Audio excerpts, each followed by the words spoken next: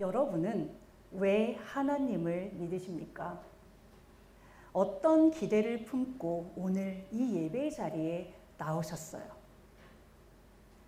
우리나라에서 교회가 폭발적으로 부흥했던 7, 80년대에 아주 유행하던 이야기가 있습니다. 교회 한번 나와봐. 예수 믿으면 잘 살아. 아마 한 번쯤 들어보신 적이 있으실 거예요. 많은 사람들이 신앙의 결과로서 주어질 세상적인 복과 형통함을 기대하며 교회의 문을 두드리던 시절이 있었습니다. 상당한 시간이 흘렀지만 여전히 우리 마음 깊은 곳에는 하나님을 잘 믿고 순종하면 내 삶이 평탄해야 되고 내 자녀를 하나님께서 좋은 자리에 인도해 주셔야 한다. 이런 인과응보적인 기대가 잔잔히 흐르고 있습니다. 그렇기에 우리가 신앙생활을 하면서 마주하는 가장 난해하고도 어려운 문제는 바로 우리의 상식이나 기대와는 전혀 다른 현실을 마주하게 될 때입니다. 가정을 믿음으로 바로 세우기 위해서 눈물로 기도하며 헌신했지만 도리어 가족들에게 오해를 받고 외면당할 때가 있어요. 새벽을 깨워 기도하며 사업체를 정직하게 일구었지만 세상에 예상치 못한 어려움을 만나게 되면서 사업체가 무너지기도 합니다. 교회를 위해 몸과 마음을 다해 충성하며 봉사했음에도 불구하고 돌아오는 것은 차가운 오해와 억울한 비난뿐일 때도 있죠. 특별히 믿음이 좋은 성도가 어려움을 당할 때면 우리 마음에는 자연스럽게 이런 질문이 떠오릅니다. 도대체 하나님은 어디 계시는 거야? 또는 저 사람은 하나님 앞에 무슨 잘못을 한 걸까? 오늘 본문의 주인공인 요시야의 그 죽음을 맞이할 때 도대체 신실한 왕 요시야에게 왜 이런 비극적이고도 허무한 죽음을 허락하시는 걸까? 우리 성도들의 마음속에는 당혹감과 회의가 들 것입니다. 요시야는 유다 역사상 전무후무한 영적 개혁을 이끈 가장 선한 왕이다라는 평가를 받는 인물이에요. 오늘 본문인 열왕기하 23장 25절에는 그를 향한 최고의 찬사를 보내주고 있죠. 요시야와 같이 마음을 다하며 성품을 다하며 힘을 다하여 모세의 모든 율법을 따라 여호와께로 돌아온 왕은 요시야 전에도 없었고 후에도 그와 같은 자가 없었다. 성경은 이렇게 그를 너무나도 좋은 모습으로 칭찬하고 있습니다. 이스라엘과 유다의 수많은 왕들을 통틀어 이런 멋진 평가를 얻은 왕은 요시야 외에는 단 한 명도 없었습니다. 그는 고작 8살이라는 어린 나이에 왕위에 올랐지만 권력의 달콤함에 취하지 않았습니다. 어떻게 이렇게 어린아이가 이렇게까지 하나님을 사랑할 수 있을까? 어떻게 이렇게까지 하나님만 바라보고 올곧게 그 신앙의 길을 걸어갈 수 있을까? 그런 생각이 들 정도로 그는 하나님만 찾았어요. 할아버지 므낫세와 아버지 아몬에 의해서 철저히 더럽혀진 성전을 수리했습니다. 그 과정에서 율법책이 발견되자 그는 그 말씀을 듣고 즉시 자신의 마음과 옷을 찢으며 눈물로 회개했어요. 그의 이 회개는 단지 눈물뿐인 그런 수준의 회개가 아니었습니다. 그는 유다와 예루살렘의 종교 지도자들 또 온 백성들을 한자리에 모아놓고 언약책에 기록된 그 말씀을 읽어서 그들에게 들려주었습니다. 그리고 하나님 앞에 자신 스스로 언약을 세우며 지키는 거예요. 내가 마음을 다하고 뜻을 다하며 여호와 앞에 온전히 충성하며 여호와의 명령을 그대로 따르겠다. 이렇게 결단을 합니다. 그러자 놀랍게도 그 자리에 함께 모여있던 온 백성들도 우리도 왕과 함께 뜻을 같이 하여 우리 역시도 하나님의 명령에 온전히 순종하겠습니다. 이렇게 결단하는 일이 일어나는 거예요. 요시야가 성전을 수리하고 율법책을 발견했던 것은 그가 왕위에 오른 지 18째 되던 해였습니다. 그러니까 그의 나이 26살 때 이런 일이 발생했어요. 동일한 해에 왕과 함께 하나님 앞에 충성하기로 결단했던 백성들은 왕의 명령에 따라 예루살렘과 온 유다를 구석구석 다니며 그 땅에 세워진 산당들을 다 헐어버렸습니다. 우상들을 불사르고 그냥 그 정도가 아니라 빻아서 가루를 만들어서 아주 철저하게 회파했어요. 요시야의 개혁은 열왕기하 23장 4절에서 20절에 이르기까지 아주 상세하게 기록되어 있습니다. 이 기록을 보게 되면 그가 성전을 정비하고 우상을 헐어버린 놀라운 그 사역을 얼마나 열심히 철저하게 감당했는지 볼 수 있어요. 더불어 와, 이렇게까지 유다가 철저하게 망가졌구나라는 것을 볼 수 있습니다. 솔로몬의 시대부터 요시야의 시대까지는 300년이 넘는 긴 시간입니다. 그 시간 동안 온 유다 땅이 우상 숭배로 아주 철저하게 무너져 내렸던 거예요. 유다 백성이 섬겼던 우상은 바알과 아세라뿐 아니었습니다. 하늘의 일월 성신들, 인신 제물을 드려야 하는 몰록, 시돈의 아스다롯과 모압의 그모스, 암몬의 밀곰에 이르기까지 너무나도 다양한 우상을 그들이 섬겼어요. 요시야는 이 우상들을 다 부숴버렸습니다. 우상을 섬긴 자들도 제사장들도 다 패했어요. 여기서 그치지 않았습니다. 그는 이미 100여 년 전에 멸망한 북이스라엘의 영토인 베델에까지 올라갔어요. 여러분, 베델에 무엇이 있었는지 기억이 나십니까? 여로보암이 세웠던 금송아지 제단이 있는 곳이었어요. 그곳에 가서 그는 금송아지 제단과 산당을 헐어버렸습니다. 이것은 열왕기상 13장에 기록된 하나님의 사람의 예언과 일치하는 내용이에요. 열왕기상 13장을 보면은 금송아지를 만들어 제단을 쌓고 북이스라엘 백성들을 타락으로 이끌었던 여로보암이 등장하죠. 그때 하나님께서 남유다에 있는 하나님의 사람을 여로보암에게 보냅니다. 그리고 그 제단 앞에서 이 제단을 훗날 요시야가 와서 무너뜨릴 거다, 이렇게 예언을 하고 있어요. 그런데 그것이 300년이 훌쩍 지난 바로 이때 하나님께서 요시야를 통해 정말 성취하는 역사가 일어난 거예요. 그가 이렇게 정치적 경계와 시대적 한계를 넘어서 하나님의 언약을 먼저 지킬 수 있었던 것은 그가 철저하게 하나님만 바라보고 하나님을 우선순위에 뒀기 때문에 이 모든 것들을 행할 수 있었던 것입니다. 그러므로 하나님을 향한 그의 열정과 성실함은 단순한 종교개혁의 수준을 훌쩍 넘어선 것이었어요. 내가 거룩하니 너희도 거룩하라, 이렇게 말씀하신 하나님의 그 명령에 대한 절대적인 순종이었습니다.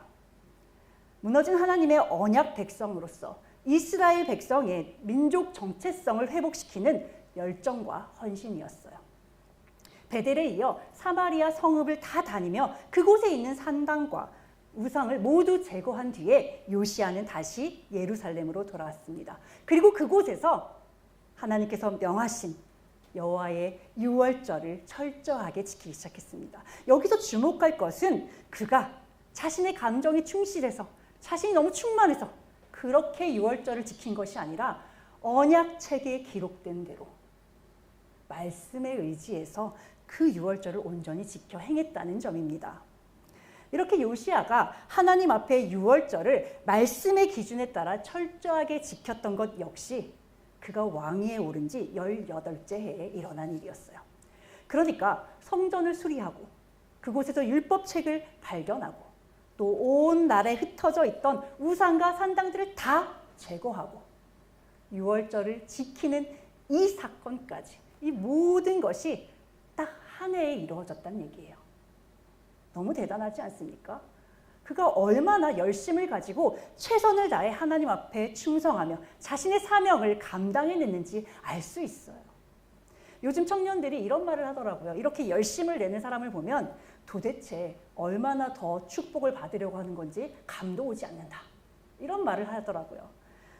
이것이 바로 우리의 일반적인 상식이죠. 신실하게, 이만큼이나 신실하게 하나님의 말씀에 복종하여 온 나라와 백성들을 거룩한 길로 이끈 그런 선한 영향력을 끼친 요시야와 같은 왕이라면 그의 남은 인생은 영광스럽고 또 평안한 것이 마땅하다라는 생각을 우리는 하고 있단 말이에요. 더욱이 하나님께서는 이미 요시야에게 이런 약속을 해주셨습니다. 유다를 향한 하나님의 그 분노의 재앙과 심판은 꺾이지 않았잖아요. 그럼에도 불구하고 요시야만큼은 그 모든 재앙을 피하여 평안히 죽을 거야, 이 약속을 직접 해주셨어요. 그러니까 우리 마음엔 어때요? 와, 요시야는 평안한 남은 인생을 잘 살다가 우리가 원하는 대로 장수의 복을 충분히 누리고 모든 백성들이 보는 가운데 아름다운 죽음을 맞이하겠구나. 이것이 우리의 일반적인 상식이고 기대이죠.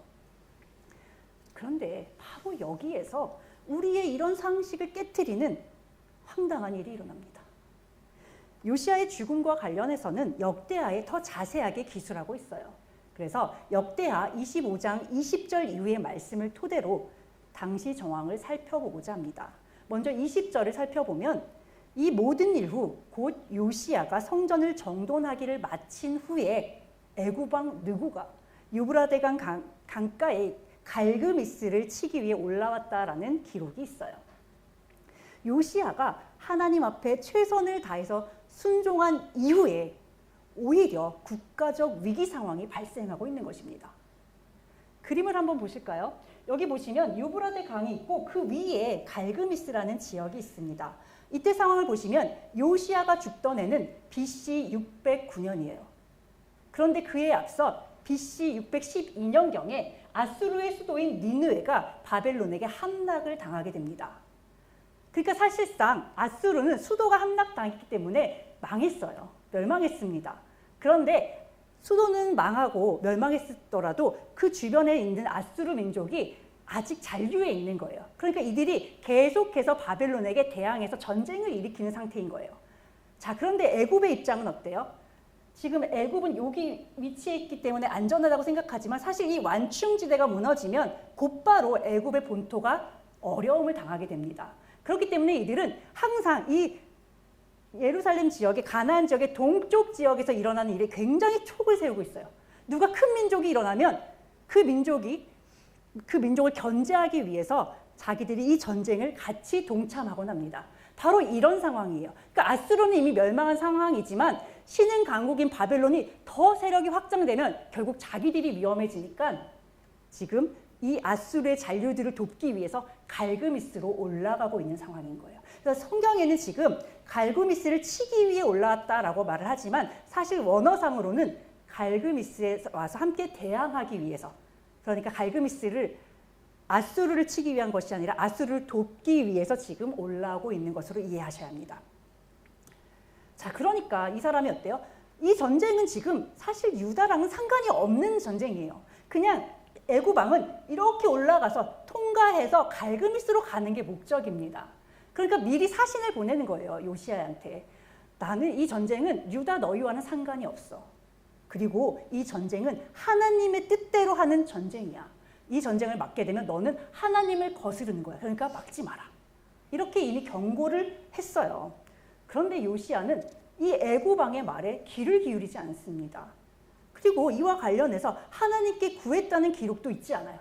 그러니까 감정적으로 아수르가 당연히 싫고 믿겠죠. 아수르한테 얼마나 많은 괴롭힘을 당했습니까? 그런데 아무리 그렇다 하더라도 이 애굽 왕이 하나님의 이름을 지금 말했잖아요. 그럼 한 번쯤은 기도할 법도 한데 그걸 하지 않았습니다. 자신의 뜻을 굽히지 않고 오히려 변장까지 하면서 애굽 왕에 대항하기 위해서 무깃도라는 지역으로 출정을 하는 거예요.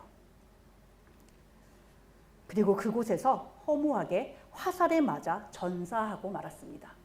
39살이라는 젊은 나이에 요절한 거죠. 이런 요시야의 죽음을 볼 때 생각나는 한 사람이 있지 않으십니까? 누구의 죽음과 참 닮았죠? 기억 안 나시나요? 북이스라엘의 가장 악한 왕 아합의 죽음이 떠오릅니다. 아합 역시 미가야 선지자의 예언을 무시하고 변장을 한 채로 나간 전쟁에서 화살에 맞아 전사했습니다. 이렇게 악인의 죽음과 동일한 모습으로 죽은 요시야의 마지막 모습은 이것이 과연 의인의 죽음이 맞나 싶을 정도로 굉장히 허망한 마음을 우리에게 남깁니다. 요시야의 갑작스러운 죽음 앞에 온 유다와 예루살렘 사람들이 슬퍼했어요. 특별히 예레미야 선지자는 애가를 지어서 그 극심한 슬픔을 표현하기도 했습니다. 이것을 보면 당시 사람들도 지금 우리와 생각이 크게 다르지 않았다는 것을 알 수 있어요. 도대체 왜? 이렇게 선한 왕 요시야를 왜 하나님이 이렇게 일찍 데려가신 거야? 그들의 마음속에도 이런 의구심이 있었다라는 것입니다. 이런 그의 죽음은 하나님을 잘 믿으면 인생의 대로가 열리고 만사 형통할 것이라고 기대했던 성도들로 하여금 영적 혼란과 고뇌에 빠지게 합니다. 이 때문에 어떤 설교자와 주석가들은 요시야의 치명적인 실수가 있었다, 이렇게 이 비극적인 사건을 인과적으로 풀어가곤 합니다. 요시야 역시 사람이었기 때문에 완벽할 수 없다는데 초점을 맞춘 것이죠. 애굽왕 바로 느고가 사신을 보내서 이 전쟁이 하나님의 명령에 따른 것이니 나를 막아 하나님을 거스르지 말아라, 이렇게 경고했음에도 불구하고 그가 그 자리에서 하나님을 구하지 않았던 것, 이것이 그의 패착이라는 것이죠. 물론 아주 일리 있는 분석입니다. 그러나 오늘 저는 이것과는 조금 다른 관점에서 이 사건을 바라보기를 원합니다. 우리의 상식으로 이해되지 않는 이 사건 앞에서 도대체 왜 하나님은 이런 일을 행하시는 겁니까? 왜 선한 자에게 이런 일이 일어나는 겁니까? 이런 질문보다 보다 본질적인 질문을 던져보고자 해요. 그것은 왜라는 질문이 아니라 도대체 하나님은 어떤 분이시냐는 것입니다. 왜냐하면 하나님의 신비로운 섭리를 깨닫는 것은 사건의 표면을 분석하고 난제를 해결하려는 그 이성이 아니라 하나님을 깊이 아는 신앙에서 출발하기 때문에 그렇습니다. 우리는 흔히 하나님의 섭리를 이야기할 때 하나님께서 모든 것을 미리 알고 통제하신다는 지식적인 전지하심을 이야기해요. 하지만 성경이 계시하는 하나님의 알미라는 것은 인간의 메마른 지식 차원이나 정보의 총량으로서의 암과는 전혀 차원이 다른 수준의 의미를 담고 있습니다. 이것을 이해하기 위해 구약 성경에서 알다라는 의미로 번역되는 가장 대표적인 히브리어인 야다라는 단어를 살펴보고자 합니다. 이 야다라는 단어는 단순히 객관적인 정보를 인지한다라는 것을 뜻하지 않습니다. 인격적으로 깊은 관계를 맺고 삶의 전 영역에서 경험하는 뜨거운 사랑 안에서 온전히 연합하는 수준의 그런 알을 뜻합니다. 자, 우리 청소년들 연예인 좋아하죠. 아이돌. 무슨 아이돌 몇 년생이고 그 친구가 뭘 좋아하고 발 사이즈는 몇이고 그 친구의 가족관계는 어떻고 심지어 그 친구의 강아지 이름, 강아지 취향까지 다 꿰고 있더라고요. 그런데 그런 지식적인 알을 내가 알고 있다고 해서 그 아이돌을 내가 잘 아는 겁니까? 아니죠. 나를 잘 알고 하는 것은 나와 함께 몸을 부대끼며 생활하면서 살아가는 나의 가족만큼 나를 잘 아는 사람은 없죠. 바로 이런 알의 차이를 말하는 거예요. 이 단어가 사용된 성경 구절을 함께 보도록 하겠습니다. 먼저 창세기 4장 1절이에요. 아담이 그의 아내 하와와 동침하매 라고 할 때 이 동침하다라고 번역된 단어가 바로 야다입니다. 그러니까 상대에 대한 단순한 정보를 많이 갖고 있어, 이런 의미가 아니라 부부 사이에 가장 친밀하고 깊은 영육 간의 연합을 뜻하는 단어라는 것이죠. 그러므로 성경적 알미란 지식의 습득이 아닌 생명과 생명이 맞부딪히는 깊은 관계 가운데 일어나는 역동인 것입니다. 하나님께서 예레미야 선지자를 부르실 때도 이 단어를 사용하셨습니다. 내가 너를 모태에 짓기 전에 너를 알았고. 하나님이 예레미야라는 한 인간을 단순히 미리 알았어, 이 정도 수준이 아니에요. 그가 태어나기도 전에 이미 그를 하나님의 마음에 품으셨고 언약적인 관계 안에서 그의 전 생애를 하나님의 주권적인 사랑으로 품고 계셨다는 그런 의미입니다. 여러분, 이것이 예레미야에게만 국한된 것일까요? 우리 각 사람에게도 하나님은 이렇게 역사해 주시고 여러분 한 사람 한 사람을 이렇게 알고 계십니다. 아모스 3장 2절 말씀입니다. 내가 땅의 모든 족속 가운데 너희만 알았나니. 이 말씀 역시 마찬가지예요. 이스라엘 백성 외에는 열방을 지식적으로 몰라, 이런 말이 아니죠. 오직 이스라엘 백성만을 하나님의 거룩한 제사장 나라로 구별하고 그들과 특별한 언약의 관계를 맺으셨다는 거예요. 그리고 그들에게 하나님의 사랑을 온전하게 쏟아 부으셨다는 그런 의미입니다. 이 야다라는 의미가 조금 와 닿으시나요? 이 야다라는 단어의 신비 가운데 우리는 하나님의 섭리를 이해해야 합니다. 하나님의 섭리는 모든 각본을 미리 짜놓고 인간을 마치 장기판의 말처럼 부리는 비인격적인 숙명론이 아니에요. 하나님은 친히 택하시고 피로 그 값을 치르시고 사신 언약 백성을 깊이 아시는 사랑의 하나님이십니다. 우리의 눈물을 아시고 우리의 신음을 아세요. 우리의 모든 연약함을 아시기에 우리의 삶을 영원까지 책임져 주시는 그런 하나님이십니다. 그러므로 하나님의 섭리를 안다는 것은 우리가 인생에서 만나는 모든 문제를 명명백백하게 이해하게 된다? 이거 아니라는 거예요. 우리를 온전히 아시는 그 하나님을 우리 역시도 조건 없이 신뢰한다는 것입니다. 우리가 입으로는 하나님을 믿는다고 말하죠. 그러면서도 하나님의 일하심을 온전히 이해하지 못하는 결정적인 이유가 바로 이것입니다. 하나님께서 역사하시는 방식이 우리의 생각과 너무 갭이 커요. 완전히 다른 차원입니다. 그러니까 우리가 이해하지 못하는, 따라갈 수가 없어요. 그 섭리를. 우리가 원하는 것은 이렇죠.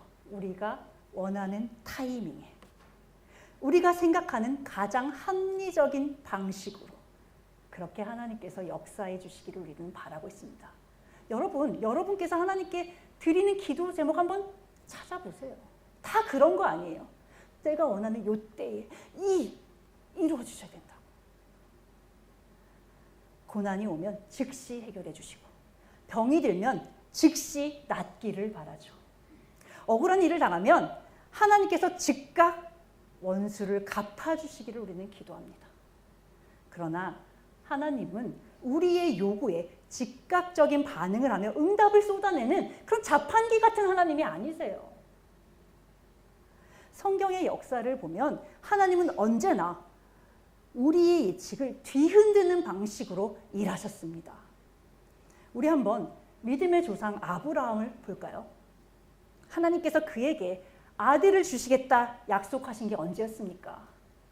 그가 본토 친척 아비 집을 떠나던 해, 그의 나이 75살 때입니다. 그런데 그 약속이 성취될 때까지 얼마나 오랜 시간이 걸렸는지 우리 다 알고 있잖아요. 자그마치 25년의 세월이에요. 그 시간이 지나고 그것도 모자라 100세의 나이에 하나님은 이삭을 허락하셨습니다. 인간의 생식 능력이 완전히 죽고, 그러니까 그가 아들을 감히 얻겠다는 소망이나 할 수 있었겠습니까? 그런 상황에서 하나님이 역사하신 거예요. 그의 자손이 하늘의 별과 같이 해변의 모래알같이 번성할 것이라는 약속은 또 어땠습니까? 아브라함은 생전에 이 약속이 이루어지는 장면을 끝내 보지 못하고 죽었습니다. 심지어 이 약속의 말씀은 언제 성취가 되죠? 400년이 훌쩍 지난 뒤에 출애굽했을 때. 여러분, 하나님의 시간과 우리의 시간은 이렇게 달라요. 그런데 우리가 어떻게 하나님을 따라갈 수가 있겠습니까? 요셉도 마찬가지였습니다. 하나님이 요셉에게 주신 꿈이 성취되기 전에 그가 통과해야 했던 관문은 너무나도 참혹한 것이었죠. 형들의 배신으로 노예 생활을 했고 그곳에서 억울한 누명을 쓴 감옥살이를 했습니다. 우리의 눈으로 보면 완벽한 실패이죠. 저주에 더 가깝습니다. 요셉이 하나님을 진심으로 믿고 신뢰했다 한들 그가 감히 내가 그래도 총리가 될 거야, 내가 애굽에서 높은 자리에 앉을 거야, 이런 기대 상상할 수 있었을까요? 절대 없었을 거예요. 그냥 어떻게 운이 좋아서 여기서 나가기만 해주셔서 감사하겠다. 아니면 감옥에서 그럭저럭 감옥 간수의 그 은혜를 받아서 잘 살고 있으니까 이렇게 살다 죽었으면 좋겠다, 이러지 않았을까요? 그러나 하나님의 섭리 안에서는 그 불가능한 경로가 열방을 구원할 생명의 길이 되었습니다. 훗날 요셉은 자신을 노예로 팔았던 형들 앞에서 초월적인 하나님의 섭리를 이렇게 고백해요. 당신들은 나를 해하려 하였으나 하나님은 그것을 선으로 바꾸사 오늘과 같이 많은 백성의 생명을 구원하게 하시려 하셨나니. 우리는 이런 하나님을 바라보며 살아가는 자들입니다. 이런 하나님을 믿으셨으면 좋겠어요. 자, 2명만 더 살펴볼 건데요. 모세입니다. 애굽의 당당한 왕자일 때는 하나님께 거절을 당했잖아요. 광야에서 40년의 세월을 보낸 뒤에 자신이 모든 것을 다 잃고 무기력한 80세의 노인이 되었을 때 그제서야 하나님은 비로소 그의 이름을 불러주셨습니다.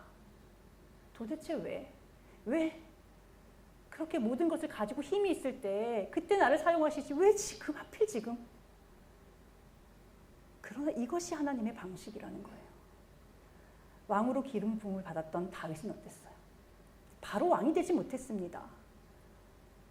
사울의 칼날을 피해서 쫓기며 미친 척하고 이런 세월을 살았어요. 그 세월이 바로 장장 15년의 시간이었습니다. 여러분, 이 모든 믿음의 여정이 보여주는 바는 하나입니다. 바로 하나님의 역사는 언제나 우리의 기대를 초월해서 일하신다는 사실이에요. 그리고 이 초월적이고 신비로운 섭리의 절정이 바로 예수 그리스도의 십자가입니다. 당대 예수님을 따르던 수많은 무리들과 제자들조차도 메시아가 오시면 로마의 압제를 힘으로 전복시키고 다윗의 영광스러운 지상 왕국을 이곳에 세워줄 것이다. 이런 확신을 가지고 있었어요. 그러나 사람들의 기대와 달리 예수님이 선택하신 자리는 영광스러운 왕자가 아니었죠. 가장 처참하고 가장 부끄러운 십자가였습니다. 예수님께서 걸으셨던 십자가의 길은 철저한 무력감, 조롱, 수치, 그리고 죽음의 길이었습니다.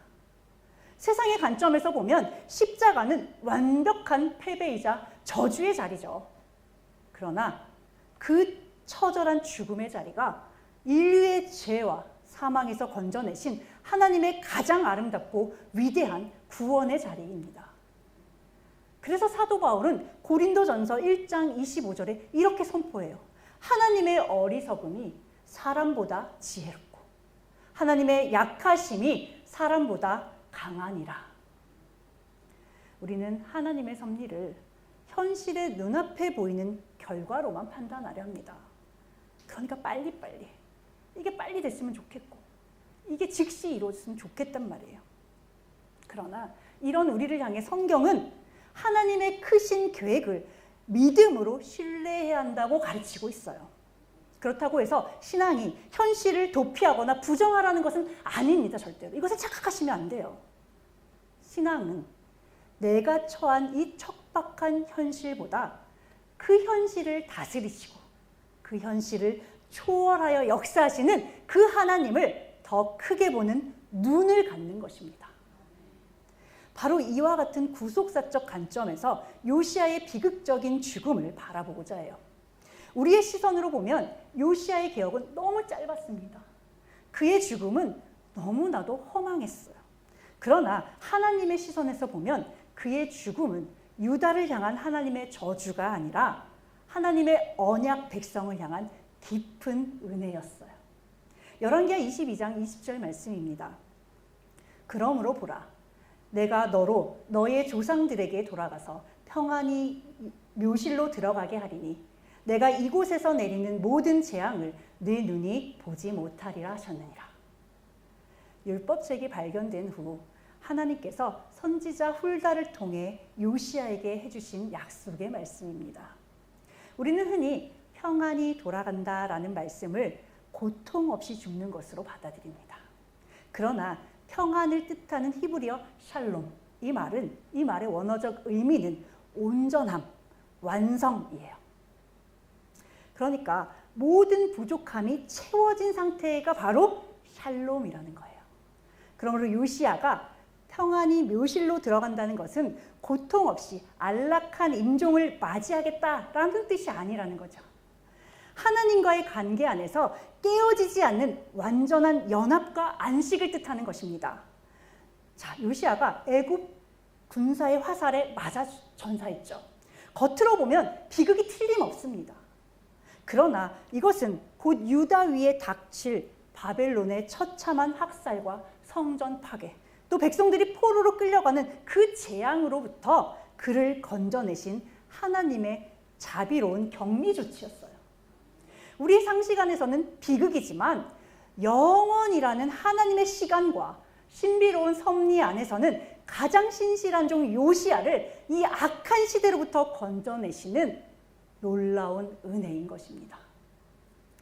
이제 이 땅에서의 요시야의 삶은 끝이 났습니다.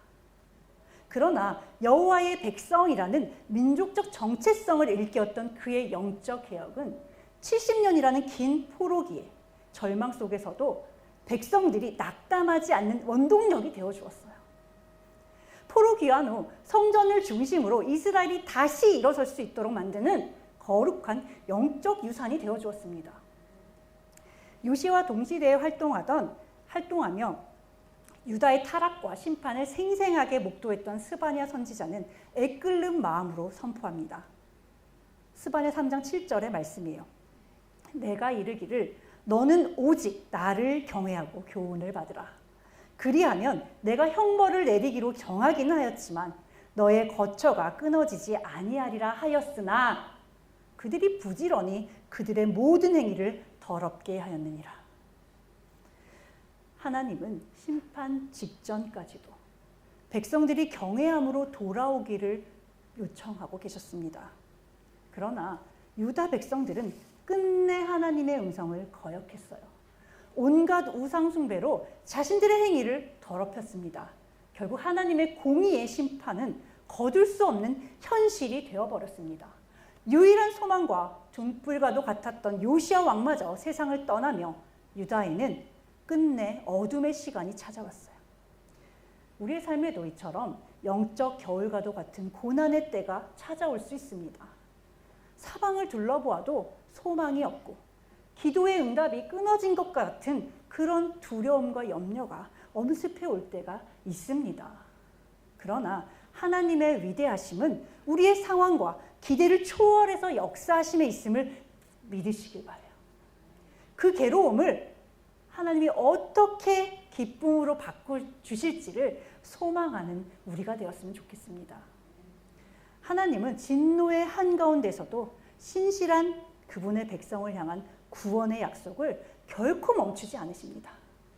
마지막 날 온 세상에 공의의 진노가 불같이 쏟아지는 그 두려운 순간에도 끝까지 여호와를 사랑하고 경외하는 그 신실한 성도들을 하나님은 반드시 지켜주시고 보호해 주실 거예요. 그 환난의 날에 하나님은 세상의 교만한 자들을 제하실 것입니다. 그리고 오직 여호와의 이름을 의지하여 부르짖는 주님의 백성들을 그 크신 팔 안에 끌어안아 주실 거예요. 하나님께서 자녀들을 위해 미리 예비해 놓으신 온전한 평안, 진정한 샬롬의 자리로 인도해 주실 것입니다. 혹시 지금 여러분의 삶에 도저히 이해되지 않는 어려움이 있으십니까? 아무리 부르짖어도 묵묵부답인 현실 앞에서 영적으로 심한 갈증을 느끼고 계십니까? 주를 위해 힘에 지나도록 충성했음에도 불구하고 뜻하지 않는 질병이나 실패의 자리에 머물고 계세요?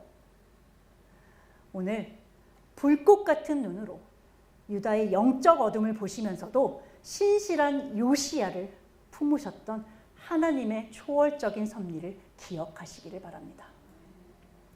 세상의 눈에는 비극과 패배처럼 보여도 우리를 야다하시는 하나님의 손길은 단 한 번도 오류가 없으십니다. 언제나 완전하고 선하세요. 그 신비로운 구원의 섭리는 십자가의 죽음을 부활의 영광으로 바꾸신 예수 그리스도 안에서 이미 우리에게 완벽하게 나타났습니다. 그러므로 부디 눈앞의 어두운 현실보다 나를 온전히 아시고 끝까지 책임져 주시는 그 하나님을 더 크게 바라보시기를 바라요. 어떤 풍랑 가운데도 요동하지 않고 주님 앞에 손을 들고 믿음의 고백을 드리시기를 바랍니다. 여러분이 드리는 그 믿음의 고백이 거친 세상을 능히 이기는 여러분의 능력이 되기를 거룩하신 예수 그리스도의 이름으로 간절히 축원합니다.